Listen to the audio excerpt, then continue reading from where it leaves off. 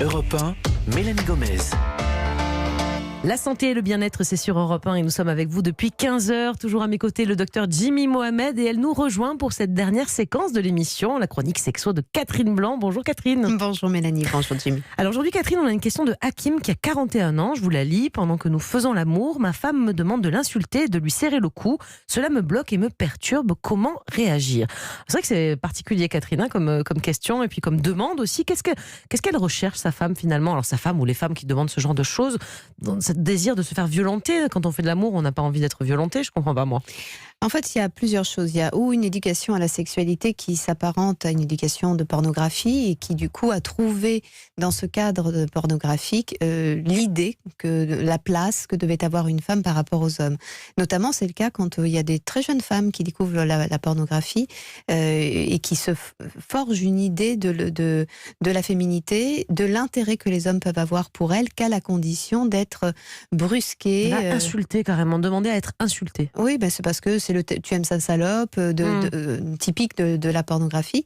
Ça peut être aussi parce que dans son histoire, le rapport de son père avec sa mère, était peut-être un peu violent, violent verbalement ou physiquement, ou parce que elle-même était une enfant maltraitée verbalement, et que finalement le rapport à l'autre, le rapport à l'amour se noue, et l'excitation de ce lien se noue au travers de cette violence. Oui. Jimmy ? Du coup, la réaction de son compagnon Hakim, elle est plutôt saine, finalement, d'avoir peur et de ne pas vouloir faire ce genre de choses. Mais pour autant, ceux qui accepteraient ne sont pas non plus des pervers, si quand même. C'est des gens, si on accepte de répondre à cette... Voilà, oui. Ouais. Est-ce que ça en fait de mauvais hommes Alors, déjà, ce qui est intéressant, c'est qu'en effet, sa réaction est plutôt saine.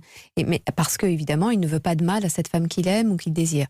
Ceci étant, il a peur aussi, ça le met mal à l'aise. Et donc là, ça réveille autre chose. C'est toujours la peur que nous avons de notre propre agressivité. Parce que nous sommes animés d'agressivité, tous, pas plus les hommes que les femmes.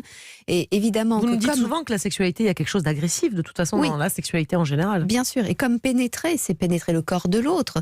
Donc dans l'imaginaire de l'individu, il faut une certaine présence et brusquerie, mais pour autant que ça ne soit pas perçu comme une agressivité. Or, dans ce cas-là, quand il est mal à l'aise, c'est la peur que sa propre gestuelle puisse s'apparenter à quelque chose de violent, d'insultant, de dénigrant, et c'est sa culpabilité qui vient mettre le haut là et qui vient l'en protéger lui-même et au passage protéger sa compagne. Donc ça, c'est plutôt extrêmement sain, en effet. Mais c'est du sadomasochisme, c'est ça finalement? Une femme qui demande à se faire serrer le cou, ça paraît...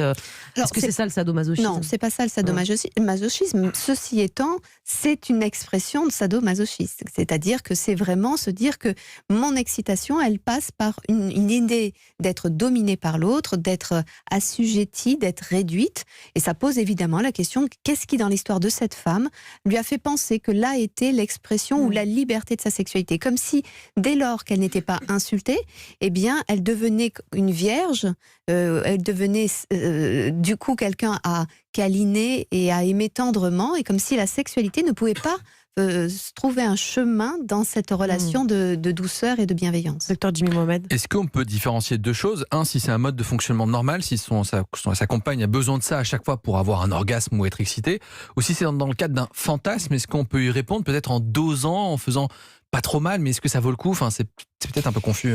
Oui, non, je crois que ce qui est très difficile, c'est que d'abord, si on le fait en le faisant un peu, il y a toujours une surveillance, parce que ou on le fait naturellement, parce que c'est son truc aussi, et du coup, le couple y trouve son modus operandi.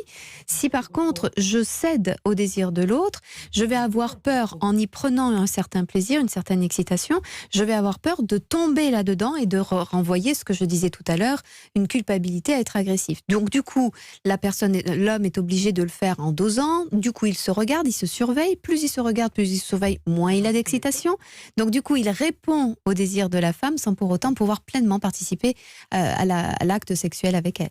Donc il refuse pas, ou il lui dit écoute c'est pas mon truc, et puis il peut dire écoute je trouve ça assez curieux, c'est pas mon truc, bon on le fait une fois pour voir, et puis non franchement et puis peut-être interroger, mais c'est quand même bizarre.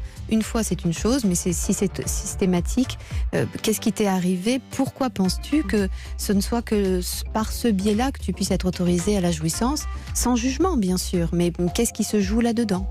Merci beaucoup Catherine pour tous ces conseils, et donc à demain. Nous parlerons demain de la cellulite qui nous enquiquine la vie à l'approche des beaux jours. Tout de suite on retrouve comme chaque jour Mathieu Noël et son équipée sauvage. Bonjour Mathieu.